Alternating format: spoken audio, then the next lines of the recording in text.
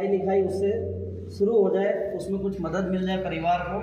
ये काम चल रहा था, उसी बीच ये बिज़नेस मुझे मिला था।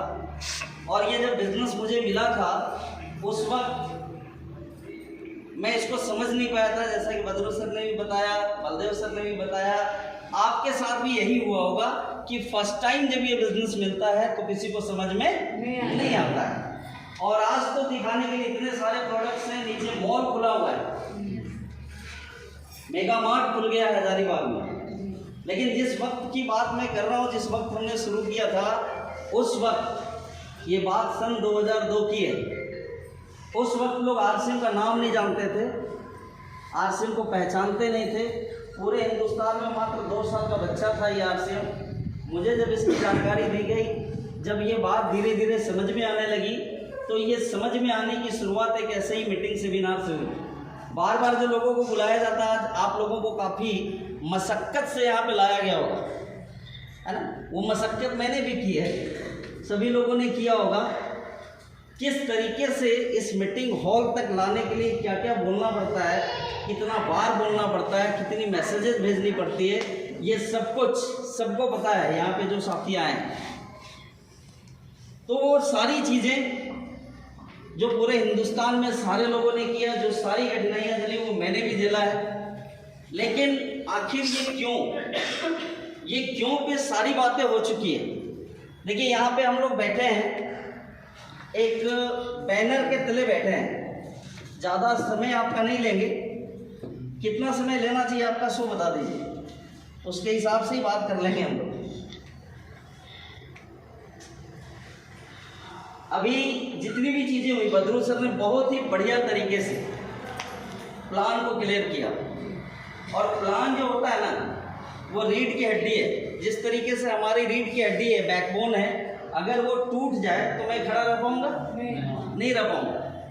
तो अगर बिजनेस प्लान आपका क्लियर है, इसका मतलब है कि बैकबोन क्लियर है, आप कुछ करें या ना करें इस बिजनेस में टिक जाएंगे। क्यों सर? Yes yes. और जो इस बिजनेस में टिक जाएगा वो आदमी कामयाब हो जाएगा, उसकी गारंटी सिस्टम के पास है। आपको और हमको क्या करना है? हर एक परिस्थिति में टिके रहना है।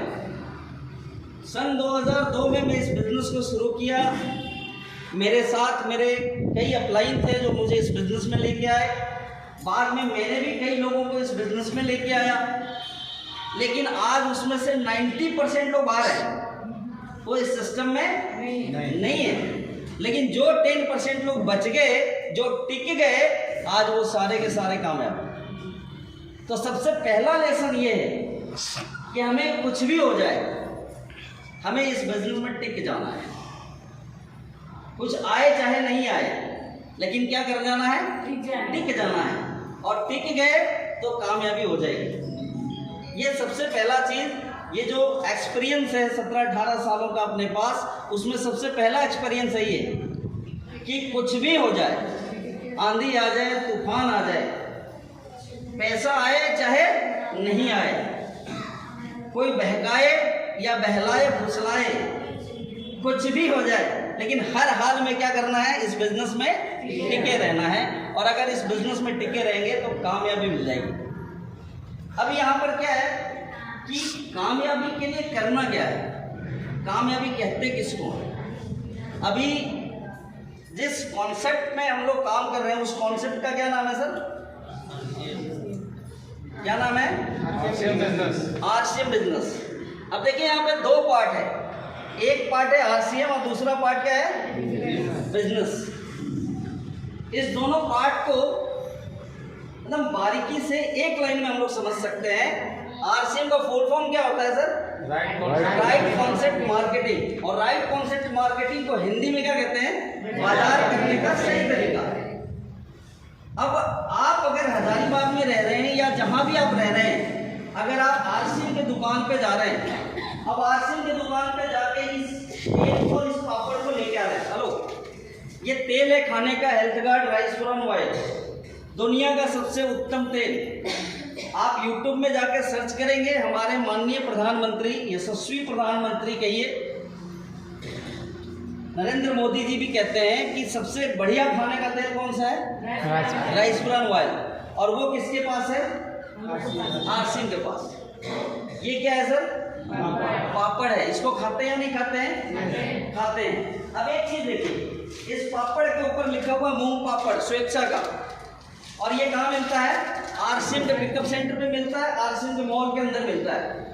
ठीक है ना जी? ये क्या है? नहाने का साबुन है। अब इस पे लिखा हुआ है सेंसेशन।